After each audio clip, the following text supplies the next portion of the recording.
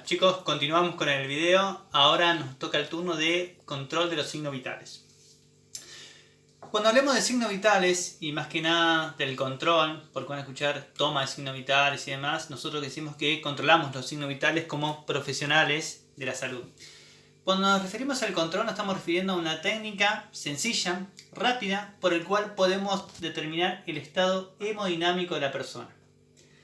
Traduciéndolo a palabras que nosotros entendamos, podemos saber si la persona está bien o está mal, si está relativamente sana o relativamente enferma, a través de métodos totalmente sencillos. El control de signos vitales se toma dentro del domicilio particular de cada uno, en el lugar de trabajo, en el hospital, en la guardia, en la sala clínica, en unidad de terapia intensiva, en todos lados nosotros debemos controlar los signos vitales porque es el método más sencillo de que nos diga a nosotros cómo está el paciente. Son 5 los signos vitales.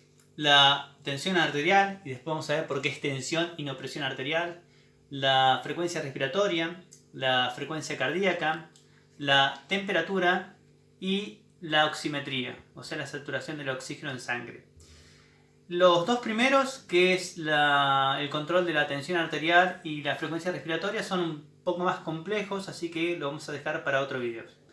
Ahora lo que vamos a utilizar son las técnicas más sencillas que tienen que ver con la saturometría, la temperatura y el pulso, ¿sí? Tienen un cuadrito en los cuales les dice la definición de cada una, cuál es la fisiología y cuáles son los parámetros normales. Otra cosa importante, cuando nos referimos a parámetros, estamos diciendo que desde acá hasta acá puede variar, pero es normal. Pasando esto es anormal, pasando esto es anormal, ¿sí? Son parámetros de un lugar hasta otro lugar. Por ejemplo, cuando nos referimos a la frecuencia cardíaca, decimos que es normal de 60 a 100 latidos por minuto. O sea que si una persona tiene 70, 80 o 90, es normal.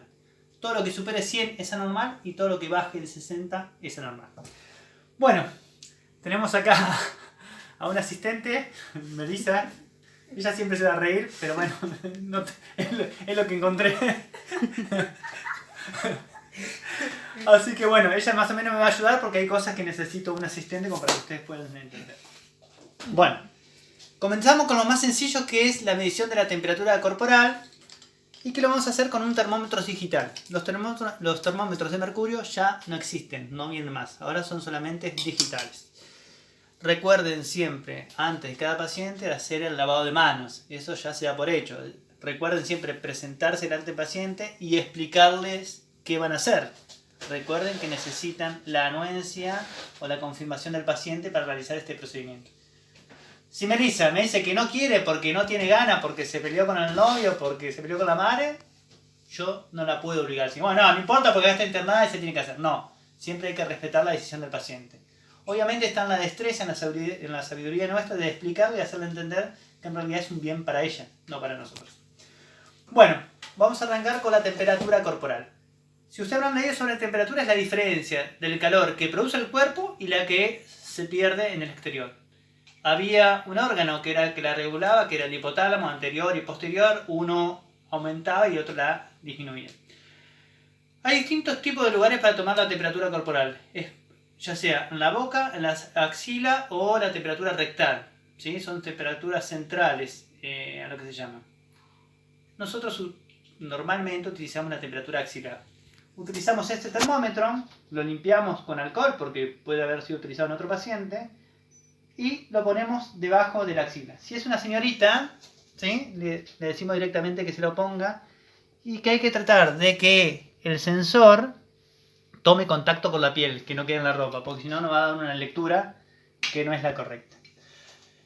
Dentro de los parámetros normales de la temperatura, estos termómetros generalmente arrojan datos que es entre 35, 36 como mucho, ¿sí? No hay que darle mayor atención a eso, sí, cuando dan temperaturas elevadas mayor a 37 o 38 grados. ¿Por qué? Porque van a ver una tabla ustedes que dicen que tiene 35, ustedes van a decir, la pucha, está hipotérmico. No. Ella la veo normal, no tiene ningún signo de que esté con hipotermia, no tiene frío, la piel está bien. Así que estos termómetros suelen arrojar ese tipo de temperatura y nosotros tenemos que ver algo global en el paciente, no únicamente por la temperatura salir corriendo, decir que está hipotérmico y abrigarla y dar una ducha de agua caliente. Dentro Bien, ella tiene 35,5. 35. Meli, ¿no tendrás? Si tienes fiebre, o no. Dentro de ese rango está normal. Lo único que tengo que esperar es aguardar que suene el termómetro. No le voy a explicar sobre los parámetros porque eso es teórico. No tiene sentido que me ponga a explicarlo ahora porque no terminamos más. Lo que sí es recomendable que mientras estén tomando la temperatura y mientras la persona está distraída pensando que estén tomando la temperatura, aprovechen y le cuenten las respiraciones que tiene esta persona en un minuto. ¿Sí? Si yo le digo, Melissa, ahora te voy a controlar la respiración, puede ser que ella o no respire o respire de una forma diferente a lo que lo hace normal porque es algo psicológico, sabe que la estoy controlando. Entonces, cuando yo vaya a controlar la frecuencia respiratoria, nunca se lo tengo que decir. ¿Ven? Tiene 35,9. Está perfecto. Entonces, en ese lapso que dura 1 minuto o 2 minutos puede durar el termómetro, yo aprovecho y con un reloj le tomo la frecuencia respiratoria. No cometan el error de utilizar como segundero o como cronómetro el celular, porque ¿se acuerdan que en la clase anterior hablamos de contaminación, descontaminación? Van a contaminar el celular, se lo van a llevar, no solamente van a llevar lo que ella tenga al office, sino lo van a llevar a sus casas por todos lados. Entonces es conveniente que mientras hagamos otros procedimientos el celular esté guardado, no tengamos contacto. ¿Qué es lo ideal? Un reloj. Bueno, ahora vamos a pasar a lo que es la saturometría. Este es el famoso saturómetro. El saturómetro, a ver cómo lo ponemos. Lo ponemos, se puede colocar en alguno de los dedos, en el lóbulo de la nariz, de la oreja, perdón. Y vemos que acá toma lo que es la saturación de oxígeno en sangre y la frecuencia cardíaca. ¿Sí? Ella está saturando 97%, aire ambiente le decimos porque no tiene ningún dispositivo de oxigenoterapia. Y tiene una frecuencia cardíaca de 107 pulsaciones por minuto. Y después vamos a ver, o le voy a explicar básicamente por qué tiene. Si supera los 100, a mí me tiene que llamar la atención que eso no es normal. Entonces, seguido de eso yo le voy a preguntar, ¿usted está tomando alguna medicación? ¿Está sufriendo alguna patología? ¿Tiene algún tratamiento? Uy. ¿Sí? ¿Qué toma? Paf. PAF, Aerosol. ¿sí? Porque ella sufre de asma, entonces tiene como medicación prescripta PAF con broncodilatadores. Consecuentemente lo que hace eso sube la frecuencia cardíaca. Ahora se puso nerviosa y está en 122. Bueno, igual, lo que tenemos que hacer con esto es simplemente ver la saturación de oxígeno en sangre. Esto no reemplaza de ninguna forma los gases arteriales. Recuerden que es un método rápido, sencillo para ver la saturación de oxígeno. Si en vez de 98 me estaría marcando 90, 91, yo ya empiezo a mirarla a ella, cómo está la piel, cómo respira, ¿sí? Empiezo a fijarme otras cosas, pero como medio normal lo dejo así nomás. Cosas que pueden dar alterado o que no puede saturar es, por ejemplo, si tiene las uñas pintadas con esmalte, ¿sí? Si estuviese anémica, si tuviese frío, si tuviese temblado, son todas cosas que alteran el resultado del saturómetro, el aparatito. Sensor por capilaridad. Exactamente, a ver si podemos prender para que vean. ¿Ven? Ahí tiene una lucecita. Ese es un sensor que capta por capilaridad la hemoglobina circundante de los tejidos superficiales. De esa forma trabaja el saturómetro. Bien, vamos a otro control de signos vitales que es el de la frecuencia cardíaca o el pulso, como llamamos. Cuando tomemos el pulso, estamos viendo en realidad es un reflejo de la actividad cardíaca. Cuando el corazón, están viendo ustedes lo que es la circulación menor, la circulación mayor, cómo se compone el corazón, las cámaras, cuál es su función y demás. Recuerden que el corazón es el órgano que forma parte del sistema circulatorio y la función es bombear y hacer circular la sangre. Contraerse y relajarse. Contraerse y relajarse. El pulso, entonces, es una onda, ¿sí?, que yo puedo captar de ese movimiento, flujo de sangre, que es el reflejo de la contracción del ventrículo izquierdo del corazón. Yo eso lo puedo palpar.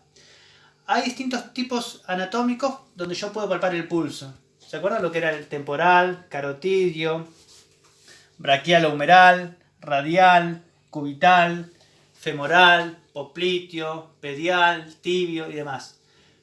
Para serles sinceros, generalmente nos manejamos con el radial. Es el pulso más fácil de detectar. Yo, si les pido a alguno de ustedes que me palpe el pulso temporal, probablemente nunca lo logren. Es sumamente difícil. El carotidio ya no se aconseja más. Es más, en todo lo que es la reanimación cardiopulmonar, directamente ya el pulso se deja de lado. Con el solo hecho de que la persona haya perdido la conciencia y deje de respirar, ya está. ¿Por qué? Porque la mayoría de los médicos o personas avesadas nunca encontraron el pulso. Entonces directamente se lo sacó de lado. Bien. Algo de anatomía para tener en cuenta. Tenemos una arteria importante. ¿Qué es? El húmero. ¿Sí? Este es el húmero. Después se divide en dos huesitos más, que es el radio y el cúbito. ¿Cómo saber cuándo es uno y cuándo es el otro? El dedo gordo es la antena de la radio. Entonces, la línea que sigue el dedo gordo, que es la antena, es el hueso radial. Y por ese hueso viene la arteria radial. ¿Sí? Después se bifurca y acá es la arteria cubital. ¿Cómo voy a tomar el pulso? También se puede tomar en esta zona que es el pulso braquial o humeral. Pero siempre es más aconsejable el del radial. Siempre la palma de la mano tiene que estar extendida. Permiso. Sí. Y el pulso yo lo voy a tomar con cualquiera de estos 4 dedos. Generalmente es con estos 2, pero con cualquiera de los 4. Menos este. Este tiene pulso propio. Si yo hago esto, probablemente esté controlando mi pulso y no el de ella. Entonces, podemos hacer con los 2 dedos y ahí lo van a palpar mucho más fácil. También podría ser con los 4, ¿sí? Pero se utiliza generalmente con estos 2 dedos. ¿Ven? Yo voy siguiendo por el hueso, la arteria, y más o menos en esta zona, con la palma hacia arriba, ahí la voy a encontrar. Si no la encuentro, me voy a la de abajo, la arteria cubital. Pero si no palpan esta, difícilmente puedan palpar la otra. ¿Por qué es importante que yo la palpe durante 1 minuto? Porque no solamente voy a ver la cantidad de pulsaciones que tiene, sino voy a ver la característica. Recuerden que la frecuencia, el ritmo, la intensidad, la tensión y la amplitud. ¿Qué les quiero decir esto? Que yo, por ejemplo, puedo controlar que ella tiene, ¿cuánto tenía? 110 latidos por minuto. ¿Sí? Que se palpa acá, que está rápido. Pero esos 110 no pueden ser que no tengan un ritmo. ¿Sí? Que no es que 1, 2, sino que vayan tac, tac, tac, tac, tac, tac, perdiendo el ritmo. Entonces, dentro de la característica es un pulso que no tiene arritmia. Así lo mismo con la tensión, con la amplitud, con la intensidad. Hay pulsos que son muy débiles, que no se palpan. Eso tampoco es normal. Entonces, cuando el docente le pregunte sobre la frecuencia cardíaca de la persona, ustedes tienen que dar los valores normales o normales, normocárdico, taquicárdico o bradicárdico, y la característica que le sigue, si es un pulso que es rítmico o es arrítmico, en cuanto a la intensidad, la amplitud y demás. Básicamente, hay personas que por ahí tienen distintas patologías o supongamos que tienen los brazos que tienen traumatismos o están quemados y no puedo tomarle el pulso en los brazos. Hay otro pulso que se toma que es el apical, ¿sí? Nosotros al cuerpo dentro de la anatomía lo dividimos en una línea media que es la línea sagital. Después tenemos otra línea que es la línea media clavicular, en el medio de la clavícula. Y la otra que es la línea axilar, media axilar. El pulso apical, que es la punta del corazón, recuerden que el corazón es del tamaño de un puño que está en el centro del pecho con la punta levemente orientada hacia la izquierda. Esa punta, ¿sí?, va a coincidir con mi tetilla, que es la línea media clavicular. En el varón es fácil, debajo de la tetilla. En la mujer es debajo de los pechos. De los pechos no, del pecho izquierdo sería este caso. Entonces, hay que tener mucho cuidado porque si no te voy a tocar igual. Entonces ustedes van por la línea media clavicular, van a poner el esteto y van a ocultar de esa forma el pulso y lo van a controlar también con un segundero. Entre otras cosas, recuerden que este es un estetoscopio, ¿sí? Rosa, sí, no es mío. Que estas son las ojivas, estas son las olivas, este es el túbulo, este es la campana, todo esto es la campana y este es el diafragma, ¿sí? Para que vayan familiarizándose con las partes que componen el estetoscopio. Bueno, Desinfectar también eso. Recuerden que cuando terminan deben desinfectar cada uno de los instrumentos que hayan utilizado. Tienen que lavarse las manos porque después de ellas sigue otro paciente y el paciente está viendo, cuando ustedes controlan a otro paciente, están viendo si ustedes descontaminaron o limpiaron los elementos o no. básicamente son las técnicas de estos 3 signos vitales. La semana que viene vamos a hablar de tensión arterial, que es un poco más complejo, y de frecuencia respiratoria, porque son 2 signos vitales que son importantes porque requieren nuestra máxima destreza para encontrar distintas características que van a decir que el paciente está mal. Otra cosa importante, generalmente cuando uno de los signos está alterado, lo sigue otro más. Por ejemplo, el corazón trabaja en conjunto con el pulmón, o sea que corazón-pulmón es un solo paquete. Si la persona está con taquicardia, con pulsaciones que superan los 100 latidos por minuto, generalmente va a aumentar la frecuencia respiratoria. Y otra cosa que les quiero recalcar, y no me quiero olvidar, siempre cuando ustedes hablen a la otra persona o den un partes o como lo encontraron, tienen que utilizar terminología precisa. Por ejemplo, Melissa tenía 110, ¿sí? Si la persona me dice, ¿cuánto tenía de frecuencia? 110, profesor. ¿110 qué? Se dice, estaba con taquicardia, tenía 110 latidos por minuto. ¿Sí? La característica era una característica uniforme con un buen ritmo. Esa es la forma en la cual ustedes tienen que hablar. No alcanza con que digan 110. Lo mismo cuando digan sobre la frecuencia respiratoria. Si tiene 14 o 16 respiraciones por minuto y después van a quedar las características de esa respiración. ¿Sí? Bueno, espero que hayan entendido. Cualquier cosa me consultan. Gracias, Melissa. Saludos. Nos vemos.